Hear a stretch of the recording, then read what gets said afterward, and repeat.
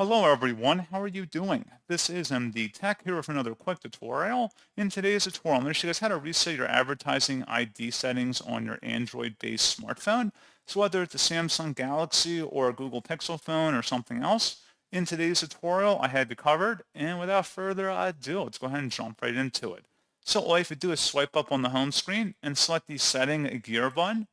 And then you want to scroll down underneath the Security and Privacy section and select that tile. And then you want to scroll down again underneath Privacy and select Privacy Controls. And then you want to go underneath Privacy Controls. There should be an Ads button right here. Go ahead and select that. Manage device data used to show you ads. Select that. And then if you want to reset the advertising ID, go ahead and select that.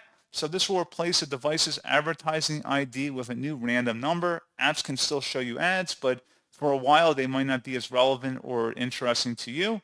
You would select confirm, and that's all you have to do. You can see that it has been reset. So as always, thank you guys for watching this brief tutorial. I do hope that I was able to help you out, and I do look forward to catching you all in the next tutorial. Goodbye.